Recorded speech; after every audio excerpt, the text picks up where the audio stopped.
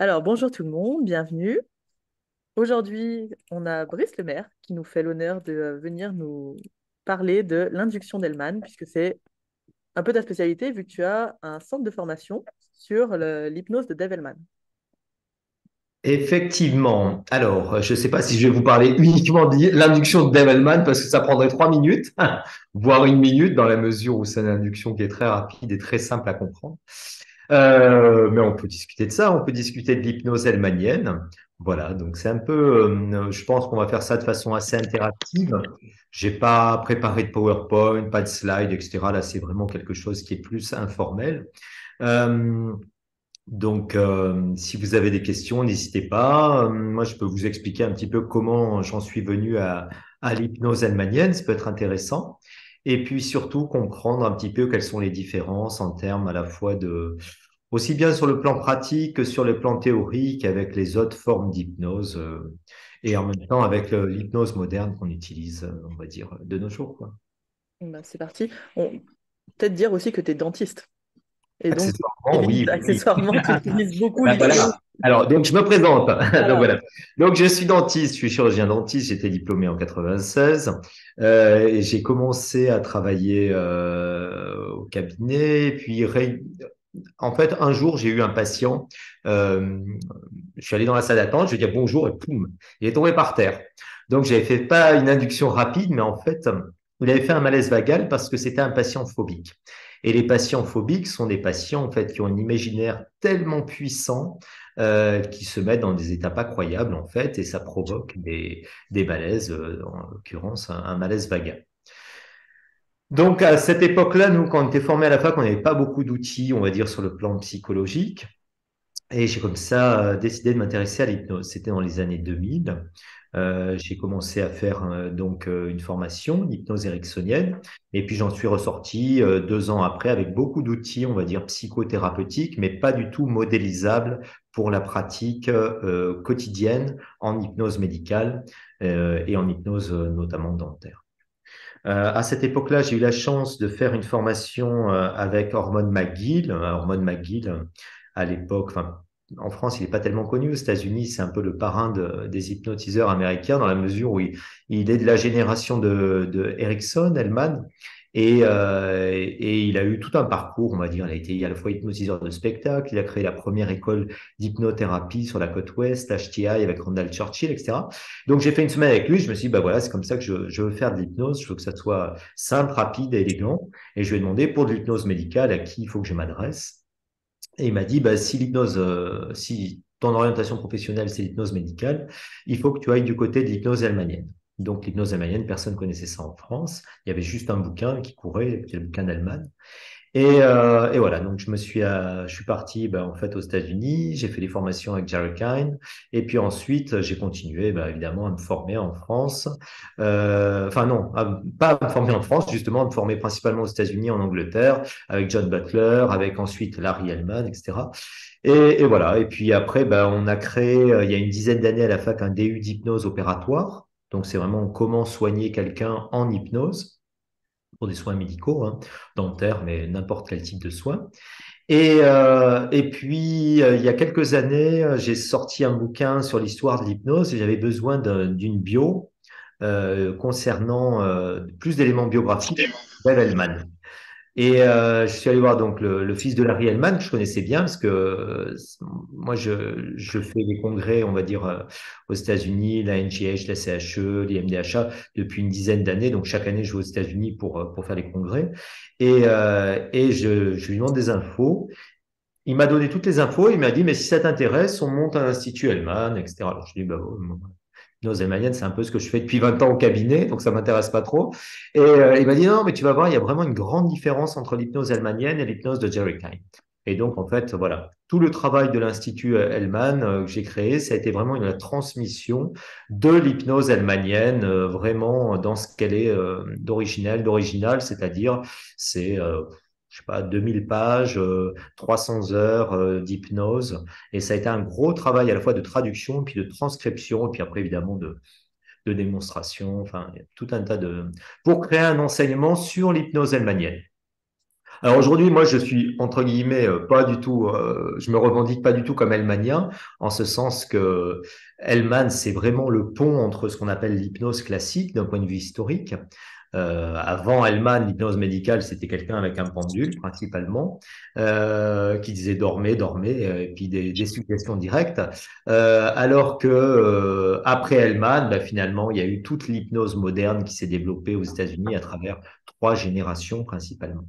Donc Hellman, c'est vraiment un pont, un passeur entre deux époques. Et quand je dis que je suis pas hellmanien, c'est que déjà j'ai pas une idolâtrie particulière pour le bonhomme, pas plus que n'importe quel autre hypnotiseur. Mais surtout, il faut comprendre que c'est une hypnose qui donne vraiment des bases de gestion de la transe en hypnose. Ça, c'est très intéressant. Et puis après, on peut y ajouter tous les éléments que l'on souhaite, que ce soit en thérapie, au niveau opératoire, on peut rajouter la PNL, de l'hypnose ericksonienne, etc. Mais en fait, on apprend vraiment à gérer de la transe et de l'hypnose de A à Z. Et ça, c'est intéressant parce que c'est vraiment une bonne base et un très, très bon outil. Voilà. Qu'est-ce qui fait, d'après toi, que c'était pas du tout connu en France et que ça l'est pas encore tant que ça, même si ça commence à être un peu plus, Alors, il y l'Hellmanienne? a trois éléments. Le premier élément, déjà, c'est que les Français. Alors, premier élément, c'est historique, c'est-à-dire l'hypnose. Quand elle disparaît, entre guillemets, je mets entre guillemets, parce qu'il y a eu des gens qui ont continué à faire de l'hypnose, comme Chertok, etc. Mais quand elle disparaît en France, on va dire des années, allez, de l'entre-deux-guerres jusque dans les années 60, euh, elle part aux États-Unis, elle part en Angleterre, mais elle part surtout aux États-Unis. Puis il y a ensuite, on va dire historiquement, l'émergence d'Erickson, d'Hellman, etc., de Charles Tebetz aussi, d'Ormond McGill. Enfin, il n'y a pas que Erickson, il n'y a pas que Hellman, il y a plein de cette première génération, il y a plein d'hypnotiseurs très, très importants, hein. Il y a Harry Arons aussi, après il y a toute l'équipe Hilgard, Weissenhofer, enfin, etc. Et puis quand ça revient en France, en fait, ça revient avec Jean Gaudin dans les années 80. Donc il va y avoir déjà une prééminence de cette hypnose que j'appelle néo-ericksonienne, parce qu'elle est post-ericksonienne, mais surtout elle est néo-ericksonienne dans la mesure où ce qui a été enseigné en France n'a pas grand-chose à voir forcément avec ce que faisait Erickson aussi. Et ça, il faut maintenant retourner, je pense, Erickson à la source, que ce soit sur le plan de l'écrit, mais aussi des vidéos.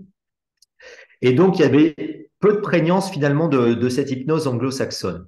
Alors, ajoutez à ça que les Français lisent ou comprennent peu l'anglais et surtout sont pas allés voir du côté de ce qui se faisait en Angleterre, aux États-Unis à la même période. Pendant à peu près, allez, on va dire 20. Moi, j'ai commencé à entendre parler d'hypnose ericksonienne en France avec Christophe, tu vois, avec Christophe Pank. Je pense qu'on était les deux seuls à savoir à peu près ce que c'était et comment ça fonctionnait, parce qu'on avait on avait été formé par Kine, voilà. Et puis après, on a fait ensemble le training par Larry Hellman, voilà. Et ça a été une autre dimension parce que c'était vraiment l'idée, c'était de retrouver l'hypnose hellmanienne à la source pour éviter justement toutes les distorsions, les généralisations, les omissions liées justement à une transmission d'informations. Donc, je pense qu'il y a ça. Et finalement, souvent, les Français, quand ils parlent d'hypnose hellmanienne, ils connaissent bon, soit l'induction de Dave Hellman. Bon, voilà. Souvent, elle n'est pas bien comprise au niveau de la technique parce que c'est pas une induction. Voilà. Soit ils connaissent hypnothérapie s'ils lisent un peu l'anglais. Et hypnothérapie, c'est vraiment la partie émergée de l'iceberg. C'est-à-dire, en fait, pour te donner une idée, hypnothérapie, ça a été beaucoup remanié par le fils d'Hellman. C'est un bouquin qui est assez mal foutu parce que ça mêle un peu des réflexions de Dave Hellman, plus c'est entrecoupé de masterclass, etc.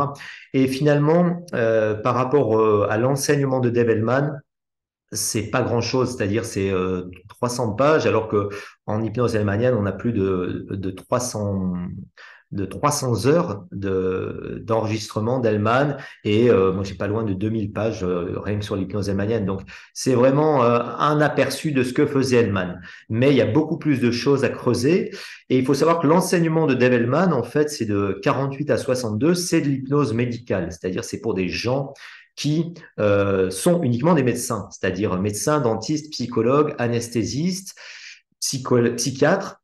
Et le cours 1 à 7, c'est vraiment, enfin le cours 1 à 6, c'est vraiment de l'hypnose médicale. Et à partir du cours 7, c'est de l'hypnose thérapeutique. Donc, parce que le métier d'hypnothérapeute n'existe pas en fait dans ces années-là. Donc, si tu veux, c'est une hypnose qui est très spécifique, qui est dédiée, je pense, davantage aux médicaux, mais après, il y a des éléments à prendre pour tous ceux qui font de l'hypnothérapie par rapport déjà aux stratégies qu'on va utiliser, qui étaient principalement ce que l'on appelle le R2C, c'est-à-dire Relation to the Cause, et en même temps, toutes les stratégies pour gérer la transe. Voilà. Ok, du coup, Valérie, elle demandait si tu conseillais pas trop le livre Hypnothérapie de Ah bah Delman. si, je le conseille parce que c'est, alors si tu lis l'anglais, c'est très très bien. C'est très bien parce que justement, c'est une bonne approche. Mais c'est un peu, alors déjà, c'est un peu fourre-tout comme bouquin. Après, je le conseille parce que déjà, vous pouvez le trouver gratuitement en PDF sur Internet, il circule, hein, c'est un truc, voilà, c'est plus un secret. Pour des questions d'ayant droit, on n'a pas pu le traduire pour l'instant. Voilà, c'est très compliqué, hein, les questions de droit aux États-Unis. Dès qu'il y a on va dire des petits enfants, des trucs, tout de suite, tout le monde revendique un peu la part du gâteau et on peut pas forcément le traduire. Enfin, pour l'instant, c'est bloqué depuis une dizaine d'années. Voilà, avec John Butler, qui est l'éditeur de Westwood Publishing à Londres. Et puis, moi, je le recommande parce qu'il est très facile à lire. Voilà, c'est très vivant. C'est très vivant et ça donne un peu une image. Après, de ce que faisait Hellman, après, il y a plein de raccourcis. Voilà, donc c'est un peu compliqué à comprendre les techniques qui sont utilisées. Voilà.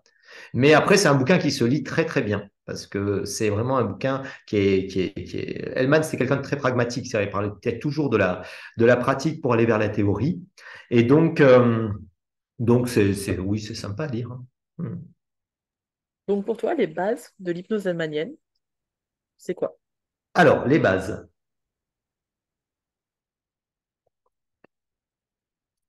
Qu'est-ce qu'on pourrait dire comme base? Ça serait intéressant sur. Alors, déjà, pour définir l'hypnose hellmanienne, euh, je pense que si tu veux, la première chose à comprendre déjà, c'est d'où ça vient. Voilà, c'est-à-dire le personnage d'Hellman. Alors très rapidement, euh, bon, tout le monde connaît la vie d'Erickson, hein, voilà, donc je vous la fais pas. La vie d'Hellman, ça n'a rien à voir. En fait, c'est un self-made man. C'est vraiment ça qu'il faut garder en tête. Il y a à peu près trois époques, si tu veux, dans la vie d'Hellman.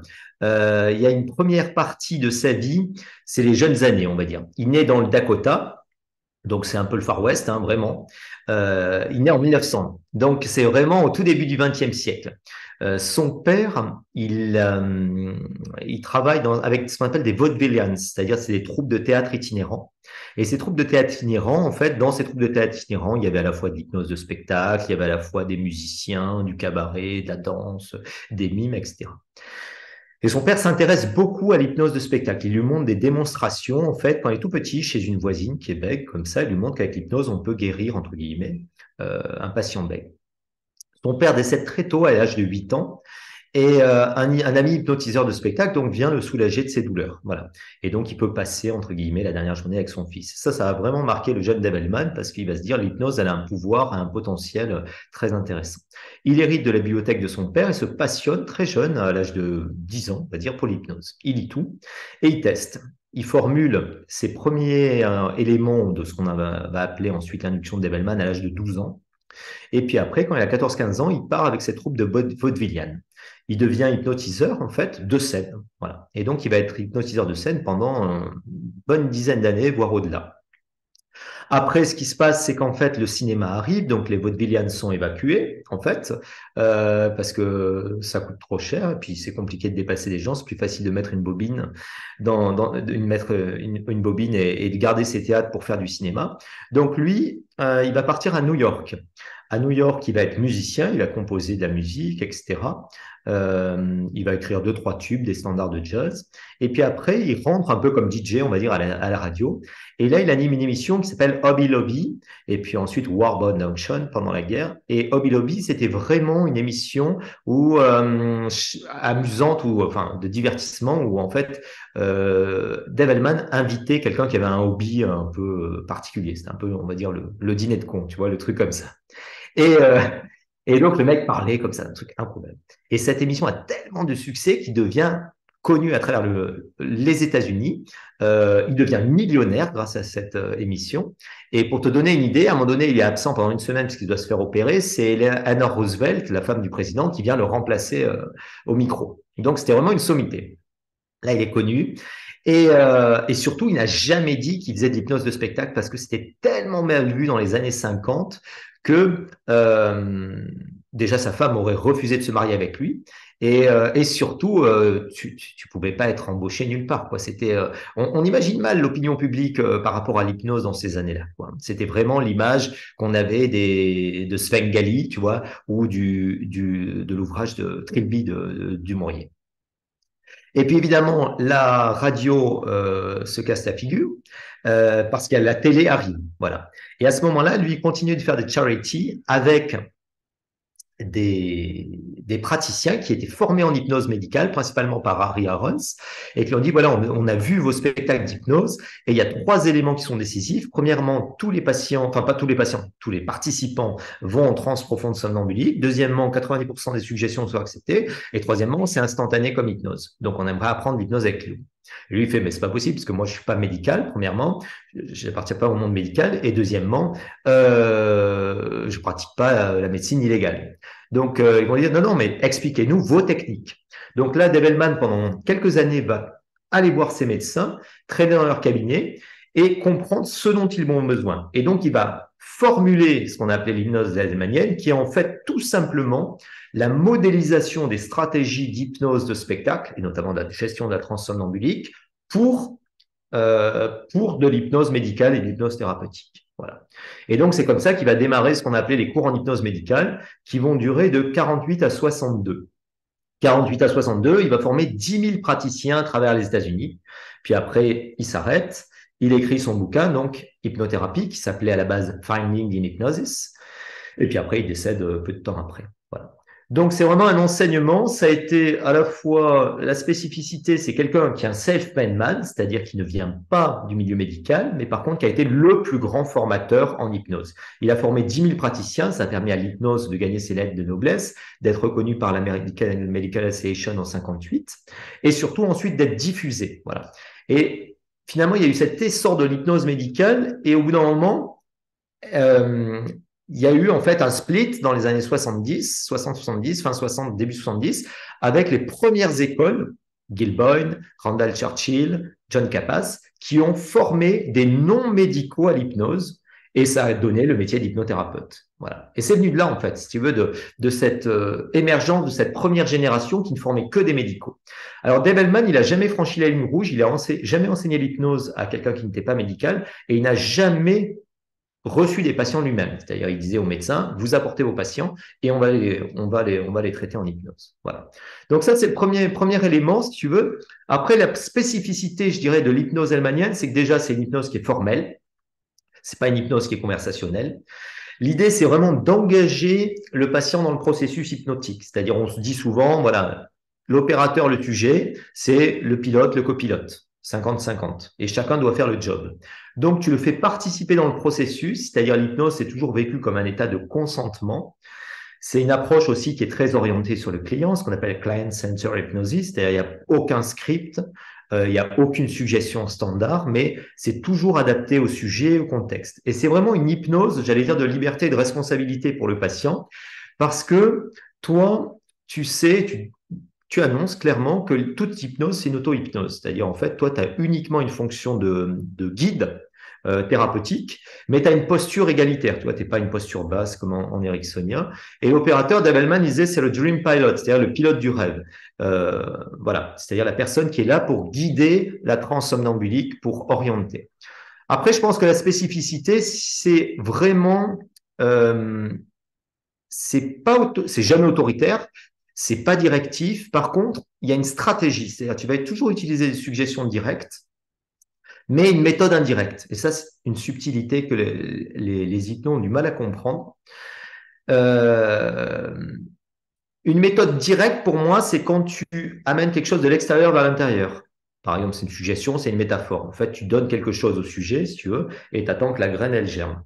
Alors qu'une méthode indirecte, c'est tu vas davantage travailler avec le subconscient du sujet. Donc, c'est pour ça qu'on va utiliser une transe somnambulique et de la transe profonde. Tu vas amplifier le subconscient, qui est vraiment le stade de travail avec le somnambulisme. Et ensuite, tu vas travailler avec lui. Et tu vas donner des suggestions directes. Donc, le style de la suggestion est direct, mais par contre, la méthode est indirecte parce que tu lui propose quelque chose et lui va travailler et te renvoyer quelque chose et toi, tu vas te réajuster. Voilà. Donc, c'est vraiment davantage orienté vers la communication et il n'y a pas du tout c'est pas une hypnose passive dans laquelle tu donnes des suggestions, tu dis un script, etc. Non, il y a beaucoup d'interactions. Le sujet parle en hypnose, le sujet bouge en hypnose parce qu'on est dans un stade profond somnambulique. Voilà. Donc, Ah, pour résumer, moi, je dirais que, ouais. juste un léger retour en arrière, puisque là, donc c'est un groupe de débutants et en plus beaucoup qui sont formés ericksoniennes. Est-ce que tu peux définir la transe somnambulique? Ah oui, ça c'est intéressant. Donc voilà. Donc, alors très simplement, la spécificité de l'hypnose edmanienne, c'est de travailler avec tous les niveaux de transe. Donc on va dire il y a différents niveaux de transe. Il y a un état léger, ok. Donc c'est la relaxation physique. Il y a un état moyen, c'est la relaxation physique accentuée. Et il y a un état profond. Et il va y avoir ensuite dans cet état profond deux types de transe. On va avoir ce qu'on appelle une transe profonde stuporeuse et une transe profonde somnambulique. Voilà, ça c'est dans les termes ericksoniens. La transe profonde stuporeuse, elle est caractérisée par un ralentissement psychologique et physiologique de l'individu. C'est-à-dire, en fait, vous avez votre patient, son conscient, on va dire, c'est un ballon, et en fait, vous réduisez son conscient. Okay. Donc, vous diminuez, en fait, son conscient. Et quand je parle de conscient, c'est pas dans la tête, c'est le corps et l'esprit. C'est-à-dire, vous ralentissez toutes les fonctions psychologiques et physiologiques. Comment ça fonctionne? Très simplement, on fait une induction et on approfondit. Voilà. Ça, c'est la transe profonde stuporeuse. En Hellmanien, le bout de cette transe-là, on appelle ça l'état Esdale. Okay. En ericksonien, on appelle ça la transe profonde somnambulique. Chez les enfin, dans la génération, je pense, Charcot, etc., on appelle ça la transe léthargique. Voilà, c'est-à-dire c'est vraiment le sujet, on connaît, c'est-à-dire on le met en transe, en hypnose, on approfondit, et il est complètement mou, il est tout flagada, et il bouge plus. On essaie de faire une lévitation, ça marche pas. On n'a même pas de signaling et il répond plus aux suggestions. Voilà. Donc cette transe, elle est très spécifique et elle a des indications. Voilà. À mon sens, c'est pas le meilleur stade de travail pour la transe parce que justement le sujet est totalement passif, aussi bien sur le plan psychologique que physiologique et intérieurement, parce qu'il faut toujours partir de l'expérience qu'on vit en tant qu'opérateur ou en tant que sujet. C'est une transe où en fait on est tellement bien qu'on n'a pas envie de bosser. On n'a pas envie qu'on nous embête et donc on n'a pas envie de répondre aux suggestions. Et puis après, un deuxième type de transe, c'est ce qu'on appelle la transe profonde somnambulique. À ce moment-là, c'est une transe qui est davantage une transe d'activation cérébrale, qui est la transe onirique, voilà, qui est une transe, on va dire, de rêve. C'est la transe qu'on a en thérapie, qu'on a en hypnose opératoire et qu'on a aussi en hypnose de spectacle ou en street. Voilà. C'est la transe où le sujet bouge, parle. Par contre, dans le premier cas, on avait diminué le conscient, okay, alors que dans le deuxième cas, c'est l'inverse, c'est-à-dire le subconscient du sujet. Alors vous appelez ça l'inconscient si vous êtes ericksonien. Moi, j'appelle ça subconscient. L'imaginaire, sa rêverie, vous l'avez amplifié pour l'augmenter. Et donc, en fait, toutes les fonctions, le but, c'est que les fonctions, au début, physiques, et ensuite, après, les fonctions psychologiques, cognitives, supérieures, soient gérées non plus par le conscient, mais par le subconscient. Donc, le but de la transe somnambulique, c'est d'avoir en fait une réponse automatisée à la suggestion qui soit une réponse du subconscient. Dans le signaling, ton patient te répond, c'est son subconscient. De la même façon, dans une catalepsie, à partir du moment, je prends une catalepsie rigide, mais ça pourrait être une catalepsie molle ou une catalepsie main collée, c'est plus le conscient qui contrôle l'activité motrice au niveau du bras, mais c'est le subconscient. Donc en fait, l'idée, c'est d'avoir une réponse. C'est la définition automatique, involontaire et sans effort. Pour ça, la stratégie qu'on va utiliser, c'est vraiment de la suggestion directe pour avoir justement cette réponse automatique, premièrement. Une méthode indirecte pour que ce soit le sujet qui fasse le job et qui te renvoie le feedback et que toi, tu te réajustes. Voilà, c'est une sorte de tango. Et le plus important de comprendre, c'est que dans cette idée du somnambulisme, la meilleure définition, c'était Michael Preston qui disait « Start working when subconscious is the boss ». Commence à travailler quand c'est le subconscient qui est le boss. C'est-à-dire quand tu vois qu'il n'y a plus une réponse consciente, premièrement, et surtout que tu as ce qu'on appelle, ça c'est une stratégie de l'hypnose hélmanienne, contourner le facteur critique. Alors ça veut dire quoi? Ça veut dire qu'il y a toujours du conscient, sinon le patient il dort ou il est mort, c'est pas bon signe. Mais par contre, la suggestion, elle devient acceptée plus facilement. Pourquoi? Parce qu'il y a moins de jugement. En neurosciences, on dirait tu as une inhibition du cortex préfrontal, etc., qui fait que tu es moins dans le jugement. Le facteur critique, c'est un peu le oui mais, c'est-à-dire tu donnes une suggestion et s'il y a un petit vélo qui pédale dans la tête en disant ah oui mais je sais pas si mon bras il est lourd ou je sais pas si je vais arrêter de fumer ou je sais pas, etc. Voilà, là c'est pas bon, tu as du facteur critique. Donc ce stade somnambulique qui se caractérise par quoi? Quand on le vit intérieurement, en fait, on a une relaxation mentale, c'est-à-dire on a le facteur critique, le jugement qui se tait, entre guillemets, et la voix intérieure qu'on a, ce qu'on appelle le ID, le internal dialogue, c'est-à-dire le dialogue intérieur qu'on a, continuel, diminue, et la voix de l'opérateur devient, entre guillemets, la voix interne du sujet. Ce qui veut dire que le conscient est toujours là, évidemment, mais par contre, il est plus spectateur. Voilà.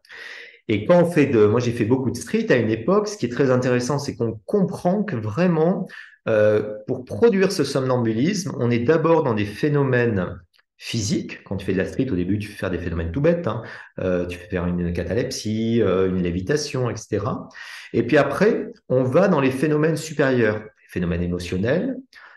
Souvent, le seuil de passage, et ça on le sent aussi bien chez les patients que chez les participants en street, c'est le passage de l'amnésie. Quand on va dans les fonctions cognitives supérieures à l'amnésie, à ce moment-là, si ça passe, on sait que rapidement, le sujet va pouvoir aller, en travaillant un peu, vers les hallucinations. Voilà. Hallucinations positives, négatives. Voilà. Et quand tu es dans les hallucinations positives, négatives, tu es ce qu'on appelle en transe somnambulique profonde, c'est-à-dire tu as la réaction automatisée du sujet, mais au subconscient, mais surtout, tu es dans une transe onirique. C'est-à-dire tu lui dis, bah, tu connais, hein, ouvre les yeux, je disparais, ou bien ouvre les yeux, tu es dans une forêt, etc. Et le cerveau recrée la réalité hallucinatoire. Donc c'est transe hallucinatoire. Donc le somnambulisme, c'est de ça dont il s'agit. Bien. Est-ce qu'il y a des questions jusque-là? Parce qu'il y a énormément d'infos. Il y a beaucoup d'infos et je parle très vite, hein. Donc, Donc, c'est un problème. et les gars, est-ce que vous avez donc, est-ce qu'il y a des questions? J'ai vu qu'il y avait quelqu'un qui demandait un exemple, et je pense que l'exemple, c'était sur la suggestion directe, méthode indirecte. Exactement. Ben, très simple, par exemple, pour comprendre, euh, ça, c'est hyper simple. Par exemple, l'état Esdale. On va faire l'induction d'état Esdale. Tu dis au patient, voilà, dans un instant, je vais compter, ouais, dans un instant, je vais compter jusqu'à 3. À 3, vous allez porter toute votre attention sur l'expiration. Sur chaque expiration, vous allez descendre plus loin, plus bas, plus profondément. La respiration devient plus ample, plus calme, plus profonde, etc. Et vous descendez graduellement. Quand vous avez doublé la sensation de relaxation que vous avez, vous me le ferez savoir en bougeant n'importe quel doigt de façon automatique. Et le patient bouge un doigt. OK. Donc en fait, tu lui donnes une suggestion et ensuite, tu attends son retour. Donc la suggestion est toujours directe. Dans toute la sémantique que j'ai utilisée pour donner cette suggestion-là, dans un instant, etc., je vais compter jusqu'à 3, 3, vous avez, etc. Par contre, j'attends la réponse du patient. OK? Et puis après, je peux continuer comme ça, différents étages, etc., pour l'amener dans un état de profondeur. Après, si je vais faire par exemple de la thérapie, si je vais utiliser par exemple de l'hypnoanalyse, qui est souvent un format thérapeutique très courant, à ce moment-là, je vais proposer au patient, dans un instant, je vais claquer des doigts, par exemple, et vous allez vous retrouver en classe de CP, par exemple. Souvent, quand on fait de l'hypnoanalyse, on fait d'abord une régression, on va dire sans enjeu thérapeutique, juste pour entraîner le cerveau à faire de la régression. Et après, on va préciser et aller vers ce qu'on appelle l'événement initial. Donc, à ce moment-là, je dis dans un instant, je vais claquer des doigts et vous allez vous retrouver au CP. Et là, le patient, OK, claque des doigts, tu dis, que voyez-vous? Quelle est la maîtresse, etc. Et en fait, si tu veux, à chaque fois, c'est un dialogue. Donc, quand je parle de suggestion directe et de méthode, c'est en fait la différence entre le style de cuisine et les ingrédients que va utiliser un chef cuisinier. C'est-à-dire le style de cuisine, ça peut être français, viet, mexicain, chinois, etc. Et puis après, les ingrédients, ça va être les ingrédients que tu vas utiliser. Donc la suggestion, en fait, en allemagnien, on va toujours faire, et même en hypnose moderne, toujours des suggestions qui vont être simples Pourquoi? Parce que tu veux une réponse automatisée. Donc, au plus tu vas faire des suggestions complexes avec de la confusion, de l'indirect, etc., au plus ça va ramener du facteur critique. Toi, tu veux une réaction simple. Donc, tu donnes une suggestion simple. Simple, c'est-à-dire c'est courte, littérale, et surtout qui puisse être comprise par un enfant de 6 ans. Il faut qu'elle soit positive aussi. C'est beaucoup plus simple parce que ça permet d'avoir une réaction. Et c'est pas cette idée de l'inconscient qu'on comprend pas la négation qui est on va dire, l'un des mythes de l'hypnose. Mais c'est beaucoup plus simple d'avoir une réaction automatisée si tu donnes quelque chose de positif. Il faut que ça soit imagé, c'est-à-dire il faut que ça parle le langage du subconscient, qui est l'image, direct, parce que c'est beaucoup plus rapide. Émotionnel, tu vas jouer surtout sur l'émotion. Jouer sur la répétition aussi, ça c'est quelque chose qu'on comprend mal parce que c'est pas, on va dire, c'est un peu besogneux, mais c'est très intéressant la répétition pour l'opérateur. On va pas donner 10 fois la suggestion de la même façon, mais on va souvent la répéter d'une autre façon. Voilà, ce qu'on appelle l'effet entonnoir. C'est on va donner plein de stratégies, mais par contre à la fin dans l'entonnoir, on veut que la suggestion finale il y a une technique associée à ça qu'on appelle le compounding, mais je ne développe pas parce que ça m'entraînerait trop loin. Et après, on va jouer surtout sur les sensations. En fait, on va solliciter et stimuler le subconscient. Voilà. Donc l'idée, c'est un peu cette valse, c'est-à-dire je vais donner une suggestion, le sujet va, on fait un process en fait, un processus mental d'activation, et on attend qu'il ait fait son processus mental et il nous donne une réponse, et puis après nous on se réajuste. Et l'idée que j'en ai, c'est que finalement, en hypnose, le rapport, c'est important, la technique, c'est important aussi, mais le plus important, c'est ça, c'est-à-dire c'est ce processus d'activation. Voilà. En neurosciences, on dirait, ben voilà, c'est les réorganisations, les nouveaux liens neuronaux que tu crées entre différentes zones, des zones cognitives, des zones temporelles, des zones émotionnelles, qui permettent de réinterpréter, par exemple, un trauma, une phobie. Et moi souvent, je fais très simple, c'est-à-dire pour mes patients, j'emploie pas les termes subconscient, inconscient. Je leur dis voilà, la nuit, comme je disais, la nuit, vous dormez, vous rêvez. L'hypnose, c'est un switch cérébral. On va faire rêver votre cerveau, tout simplement. On va activer le cerveau du rêve. Et comme le cerveau du rêve fonctionne différemment, ben, tous les processus physiologiques, psychologiques qui vont sortir sont différents. Voilà. Et moi, c'est vraiment cette approche-là que j'ai du somnambulisme, c'est-à-dire c'est une transe onirique dans laquelle on fait rêver le cerveau de façon hallucinatoire pour créer d'autres fonctions neuronales, d'autres réorganisations. Et c'est très puissant parce qu'évidemment, on peut faire des opérations sans anesthésie, on peut faire des thérapies en une session, on peut faire plein de choses grâce à ce cerveau du rêve. Et il y a quelqu'un qui demandait comment distinguer les signaux oui-non, s'ils sont conscients ou subconscients. Est-ce que Ah, c'est très intéressant. Alors déjà, principalement, moi, je suis pas... alors, par rapport à cette notion de niveau de transe, en hypnose hellmanienne, on va travailler avec principalement 5 états de la transe, c'est-à-dire la transe légère, ce qu'on va appeler la relaxation physique, le somnambulisme, l'état SDL, donc c'est la transe de relaxation, la transe profonde stuporeuse, l'hypnose sleep, qui est la transe associée au sommeil, c'est très particulier, et ensuite ce qu'on appelle l'hypnose éveillée. Et l'hypnose éveillée, ça n'a rien à voir avec l'hypnose conversationnelle, c'est, pour simplifier, la production de phénomènes hypnotiques sans la transe associée. Alors, euh, dans l'état léger, on va avoir du signaling, ok? L'approche idéomotrice, elle a été déjà décrite par Hellman, et puis elle vient ensuite de tous les travaux de Leckrone, de Chick, et puis après, dans les années 2000, de Bruce Heimer, et principalement de Dabney Wynne. Puis ça a été repris récemment, enfin il y a quelques années, par Bob Burns avec le Swan, etc. Alors déjà, moi, je travaille pas avec ça en thérapie parce que je trouve que c'est beaucoup trop long, c'est trop fastidieux. Et à mon sens, ce qui est intéressant, c'est la profondeur de transe. La profondeur de transe, ce qui est intéressant, c'est que c'est pas une fin en soi, mais c'est un moyen. Je m'explique. Si par exemple, je vais faire de l'hypnose de spectacle, si je fais de la transe légère, ça marchera pas. J'aurai pas de spectacle parce que le patient n'est pas en hypnose. Si je fais de l'hypnose opératoire, si je veux accéder à des phénomènes hypnotiques comme l'analgésie, l'anesthésie, je suis obligé d'avoir de la transe profonde. L'hypnose légère ne marchera pas. Si je fais de l'hypnose médicale, si je veux accéder à des fonctions automatisées du corps humain, des fonctions, je sais pas, immunitaires, cellulaires, des contrôles de vascularisation, des contrôles de salivation, je suis obligé d'avoir de la transe profonde. En thérapie, pour moi, l'intérêt de la transe profonde, c'est d'accéder à des techniques. Par exemple, si je fais de la régression, si je fais de la partie-thérapie, si je fais de l'écriture automatique, si je fais des transforming thérapies, etc., j'ai besoin d'un état de transe profond dans lequel j'ai une réaction automatisée du subconscient. Tout simplement, j'ai amplifié le subconscient. Donc, le signaling, finalement, je vais l'utiliser juste comme outil pour vérifier des fois une réponse sur laquelle j'ai un doute. Voilà. Je pense qu'il y a une participation consciente, par exemple, dans une réponse en hypnoanalyse. À ce moment-là, je vais dire au patient, voilà, dans un instant, je vais vous demander de bouger n'importe quelle partie de votre corps. Ça peut être un pied, un doigt, une main. Moi, j'ai pas un signaling procédural, hein, c'est-à-dire j'ai pas un signaling, le pouce, ça veut dire oui, l'index, ça veut dire non, le troisième, je sais pas, ou je veux pas, etc. Non, je demande à n'importe quelle partie du corps de bouger, ça peut être la tête, ça peut être, etc., pour se manifester. Et juste, je vérifie la réponse. Voilà. Comment est-ce que je... Alors, donc, je vais l'utiliser uniquement, pas pour faire de la thérapie, mais juste pour avoir un contrôle, pour vérifier justement qu'il n'y ait pas du facteur critique qui soit revenu.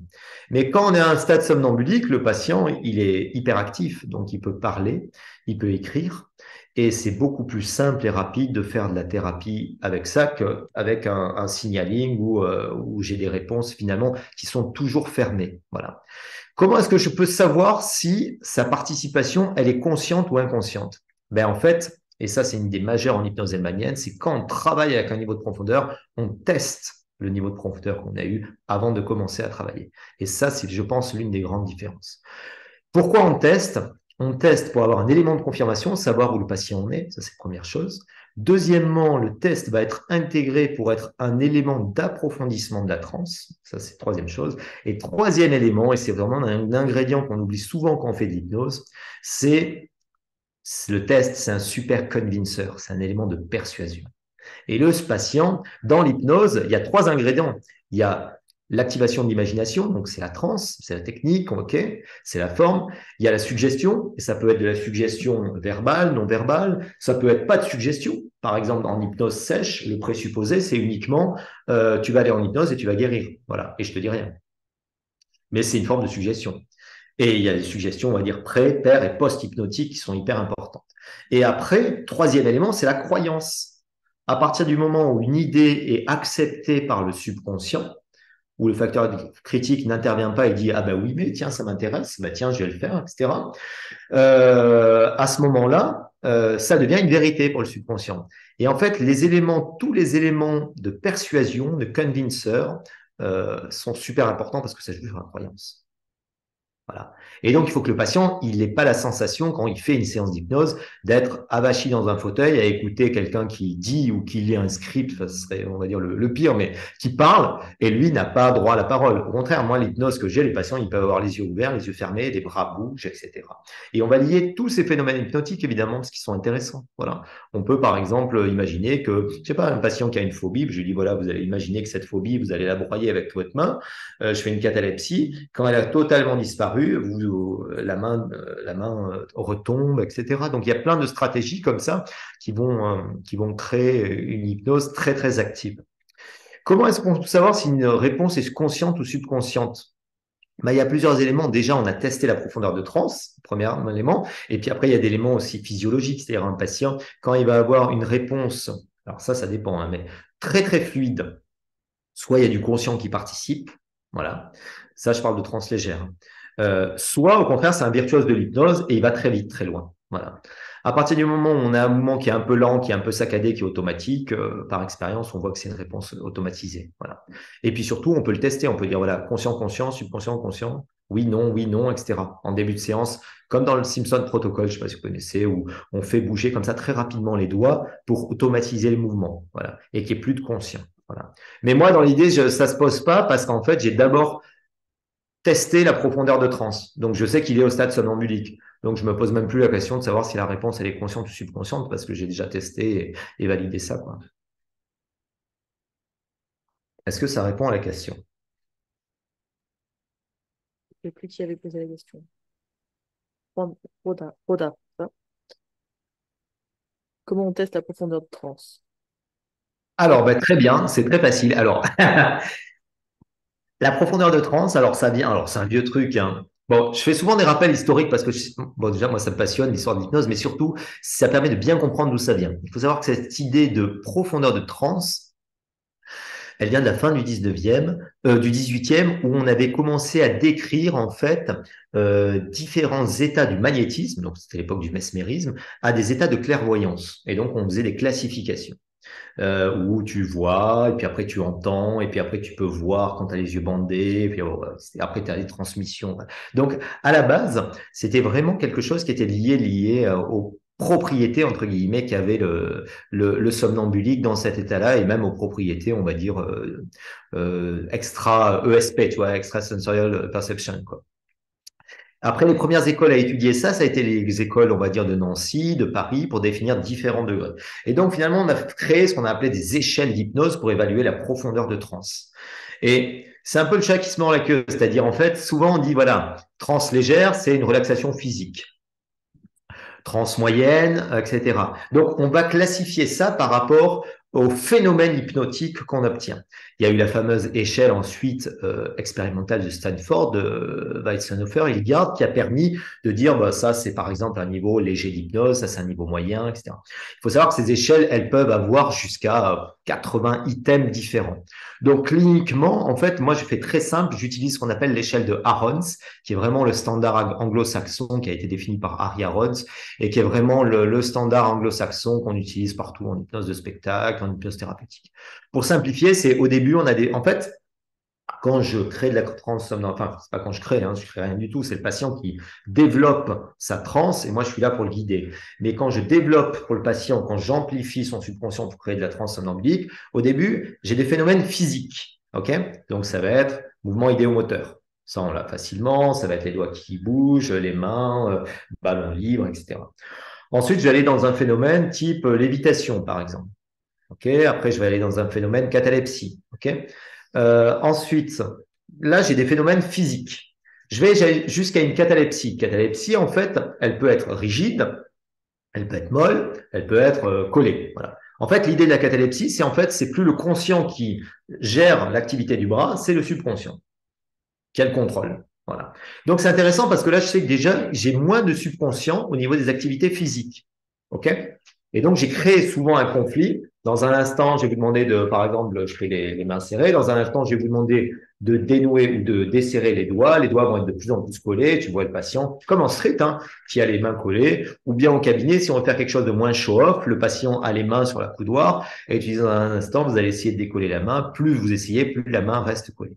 Donc, tu crées un conflit volontairement pour savoir, en fait, si c'est le subconscient qui gère cette activité. Après, je vais aller davantage dans des phénomènes émotionnels. Donc là, souvent, moi, je vais l'utiliser pour créer des ancrages, par exemple, en hypnose opératoire. Dans un instant, j'appuie sur votre épaule et vous allez sentir, par exemple, une décharge émotionnelle très forte de confiance, de sécurité, etc., etc. Voilà.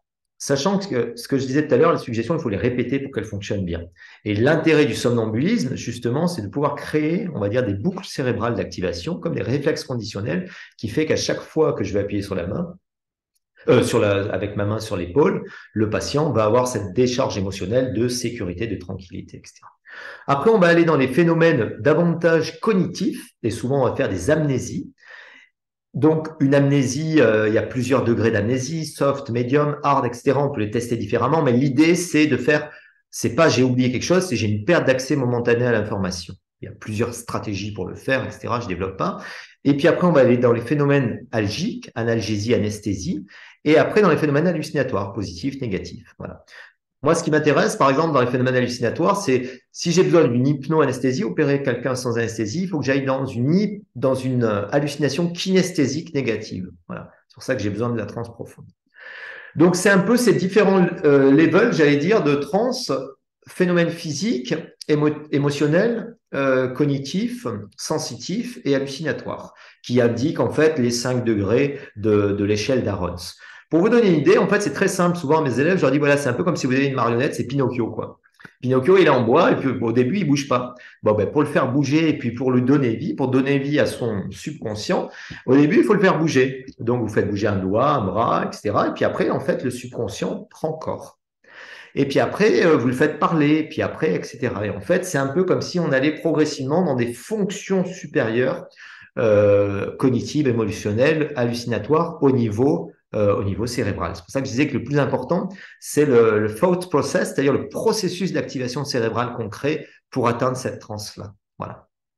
Et je le répète, c'est pas une fin en soi, cette transe. Elle a juste une utilité par rapport à ce qu'on peut en faire. C'est en fait, selon le type d'utilisation de l'hypnose, moi, des fois, je vais utiliser de la transe légère, c'est juste besoin de la relaxation, ou bien des fois, je vais aller dans d'autres types de transe, mais ça dépend, c'est la fin qui justifie toujours les moyens. À ce propos, du coup, il y a eu une question de quelqu'un qui demandait comment savoir, vu que c'est très directif, que c'est la bonne stratégie pour la personne. Alors déjà, c'est-à-dire ce niveau de transe ou la stratégie thérapeutique, parce que c'est deux choses, c'est le fond et la forme, hein. Alors, c'était la stratégie thérapeutique parce qu'elle reprenait dans ton exemple de broyer une phobie, par exemple. Ok, voilà, très bien. Alors déjà, moi je reste intimement persuadé que, bon, ça c'est la métaphore du marteau, hein, c'est-à-dire quand tu as un seul outil, tu vois des clous partout. Voilà. Donc il faut avoir plein d'outils thérapeutiques en fonction du patient. Ces outils thérapeutiques, ça peut être de la suggestion directe, ça peut être, si vous êtes plutôt ericksonien, de la suggestion indirecte, de la métaphore.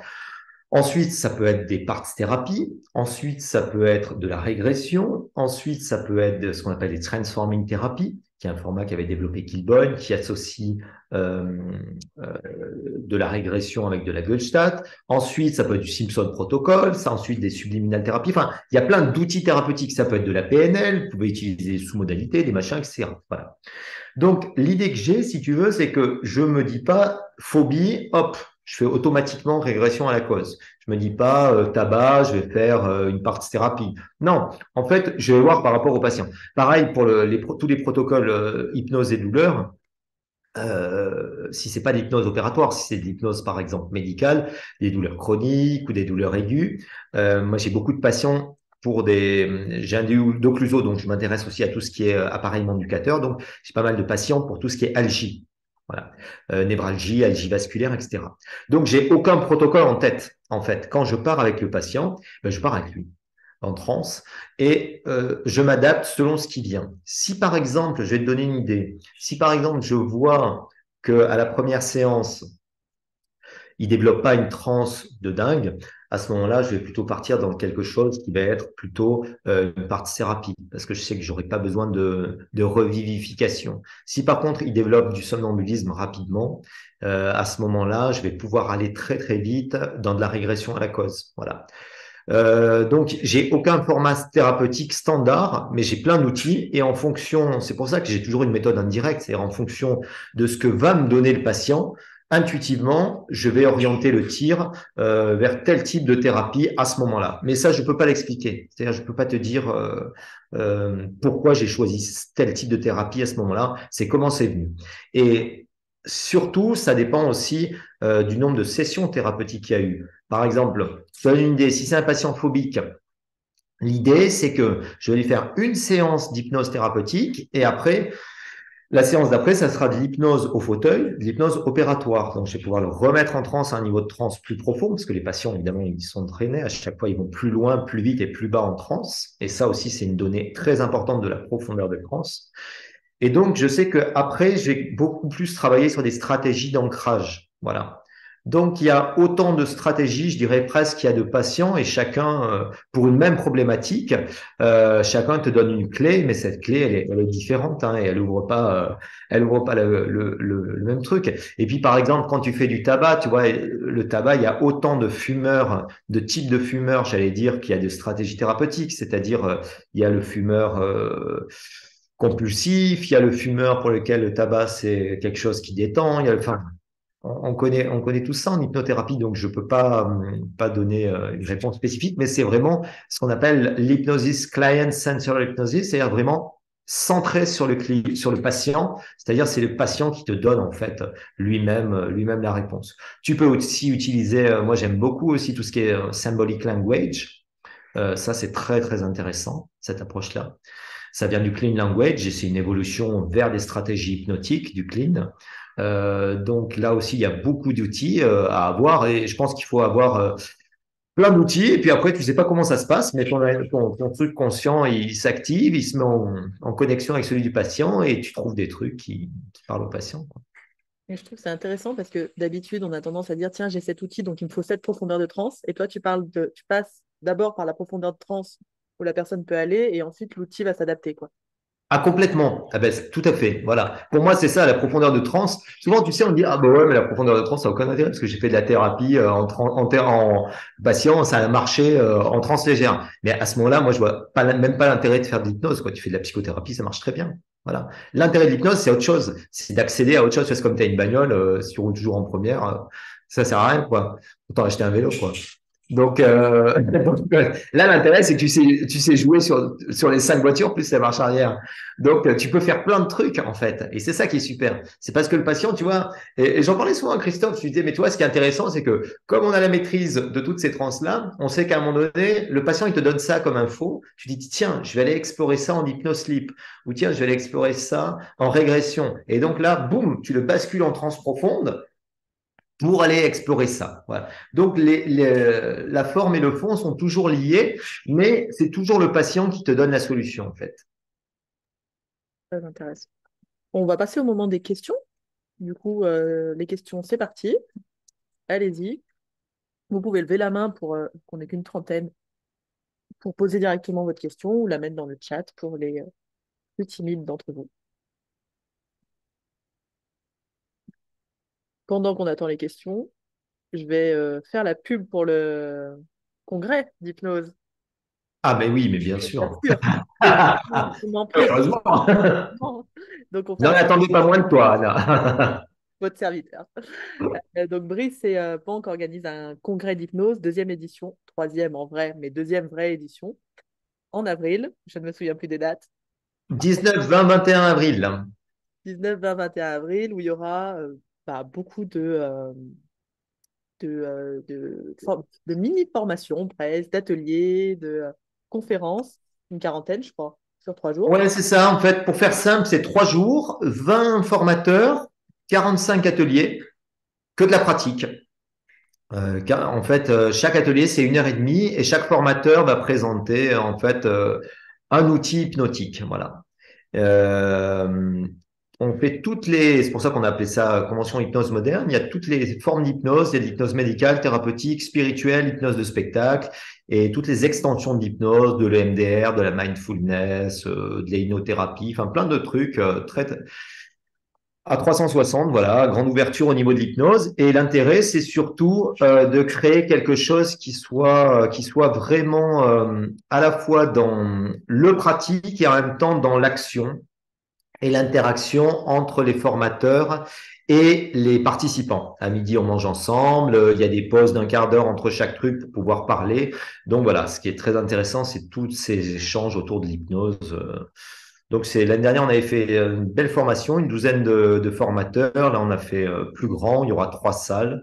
Donc ça va être sympa. C'est vrai que c'était très sympa. Ouais, ouais, ouais. Et c'est à Nice, pour Et répondre à c'est à Nice en plus, comme ça, au vous faites un soleil. bon week-end à Nice.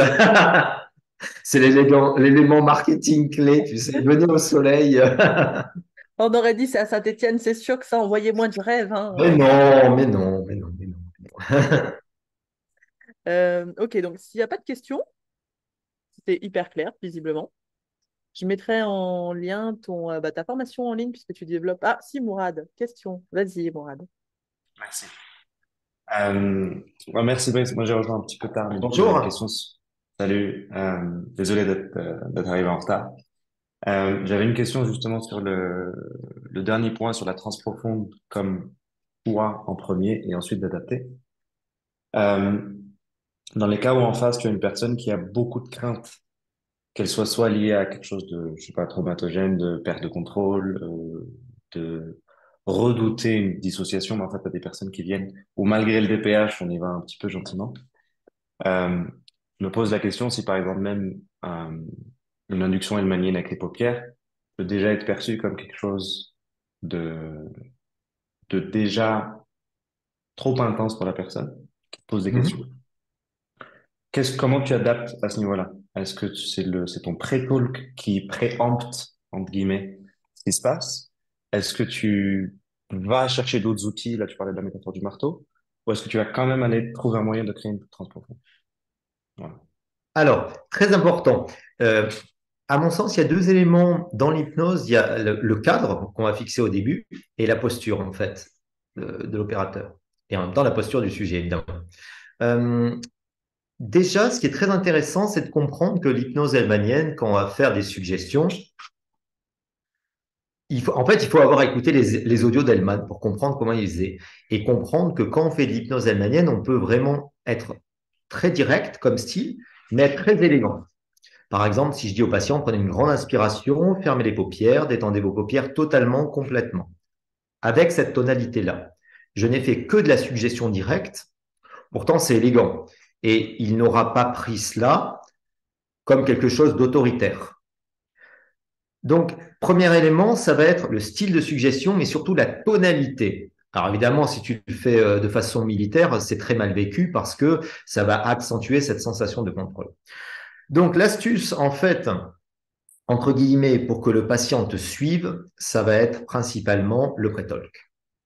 Le pré-talk, on va lui expliquer, premièrement, que c'est va être ce que j'ai expliqué en exergue tout à l'heure, c'est-à-dire une hypnose dans laquelle lui, on va lui demander de bosser. Il va être actif, il va devoir s'engager, il va devoir non pas accepter les suggestions, mais du moins être curieux, être ouvert. Ensuite, on va lui dire, voilà, c'est une hypnose formelle. Donc, vous devez participer. Et moi, j'ai une partie du travail à faire. Vous aussi, vous avez une partie du travail à faire. Et je ne peux pas la faire si vous ne participez pas. Voilà. C'est pour ça que je disais que c'est une hypnose de liberté responsabilisante, de liberté parce que c'est le patient qui répond ou pas. Il choisit de répondre à tes suggestions, mais qui est responsabilisante parce que tu lui dis, voilà, moi, mon rôle, c'est de vous guider. Et c'est une posture égalitaire, c'est-à-dire, toi, tu lui expliques dès le début que toute hypnose, premièrement, il n'y a pas de perte de... Alors, sans reparler du pré-talk, mais tous les grands mythes de l'hypnose, la perte de contrôle, je dors, je machin, j'oublie tout, bon, etc. Ça, déjà, tu peux le lister. Mais après, il faut être plus spécifique en hypnose hellmanienne et lui dire, voilà, vous allez pouvoir vous engager dans une hypnose dans laquelle c'est vous qui avez encore plus de contrôle. Mais c'est pas vous consciemment, c'est votre imaginaire, c'est votre subconscient. Et c'est votre cerveau imaginaire qui a beaucoup plus de puissance, qui a beaucoup plus de pouvoir. Et tu donnes ensuite, par exemple, une métaphore inversée. Moi, souvent, aux patients, je leur dis, voilà, un patient phobique, je lui dis, ben voilà, vous vous rendez compte quand même le pouvoir de votre imaginaire, le pouvoir négatif de votre imaginaire. Il arrive à vous bloquer, il arrive à vous empêcher de vous faire soigner, il peut même vous empêcher de dormir avant de venir, il peut même vous créer un malaise vagal, etc. En fait, l'hypnose, c'est un switch cérébral.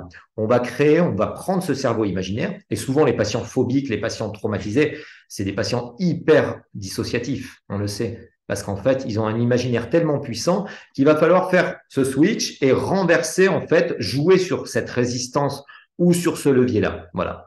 Ça, c'est pour, on va dire, dans la grande idée, la technique, c'est-à-dire à ce moment-là, si le patient il a beaucoup d'inhibition, principalement, en fait, on sait que le frein à la transe, c'est l'inhibition, c'est les peurs. Voilà. Ça peut être la peur de contrôle, la peur d'être exposé, etc.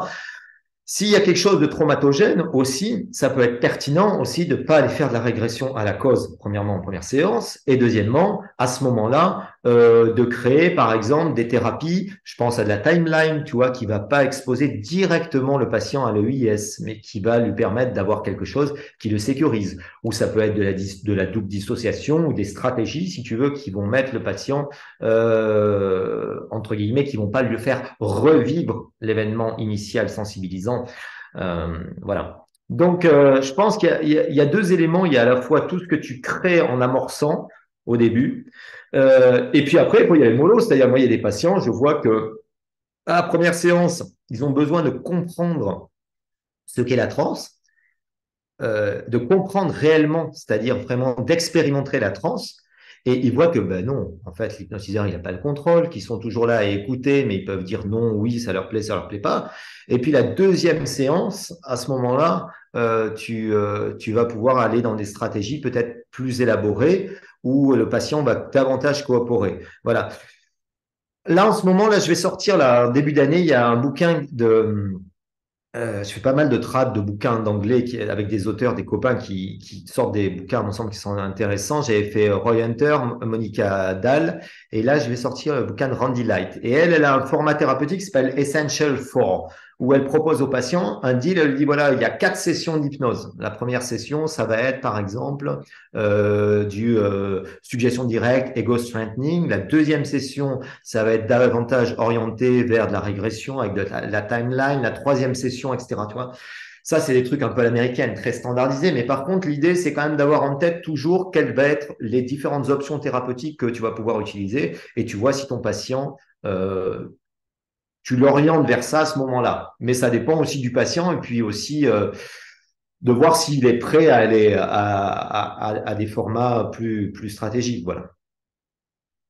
Moi, l'idée, Merci. c'est quand même, et ça a été bien étudié, hein, c'est-à-dire il y a une corrélation quand même entre le nombre de sessions et la profondeur de transe. Voilà.